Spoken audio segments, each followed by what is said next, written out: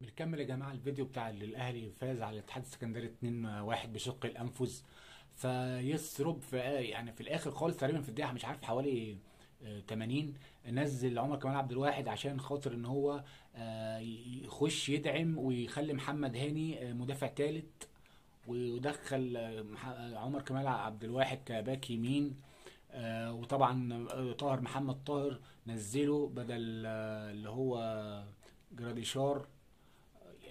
يعني انا شايف برضو ان هو كان المفروض يطلع محمد بن علي رمضان ده.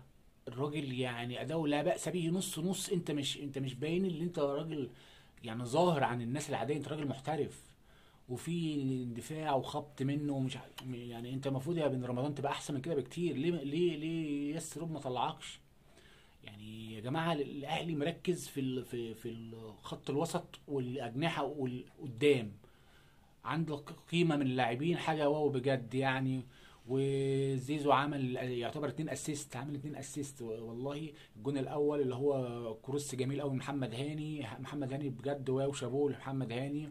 عمل كروس لاحمد السيد زيزو، رفع الكوره ممتازه، استلمها بالشياكه وبمهاره بن شرقي يحطها الجون الاول في الدقيقه 15.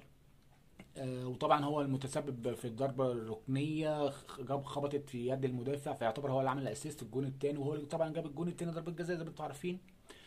فانت عندك يعني حاجه كثافه هجوميه محترمه وبتاع، ومفيش اي مشكله ونجوم. لكن انت واسطول من اللعيبه دي حريف، لكن انت ورا مفيش خالص يا جماعه. ده اي مركز شباب، اي مركز شباب يقدر يجيب في الاهلي جون واتنين وينبسط.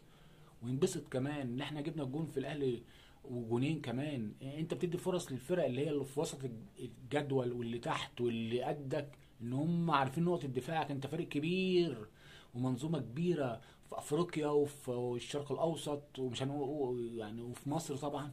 فيعني المفروض الكل يهابك، عارف ان خط دفاعك لا يستباح بهذه الطريقة. النهارده الاتحاد السكندري عمل ماتش محترم، والارتداد الهجومي عنده ممتاز. يعني شابوه تامر النحاس. فاي حد بالعقليه دي يقدر، عارف يعني نقط ضعفك ويقدر يخش لك منها. فيعني رب يعني النهارده حاول يعني يقفل الحته الدفاعيه في اخر يعني 6 دقايق او 10 دقايق، ما نزل عمر كمال عبد الواحد ودخل محمد هاني مدافع ثالث.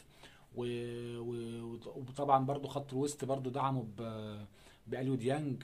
لكن لازم يسرب، لازم عنده شغل كبير جدا جدا على الحته الدفاعيه في النادي. عنده شغل كبير في الدفاع. ادعمونا ان شاء الله باشتراك ودعم، والسلام عليكم ورحمه الله وبركاته.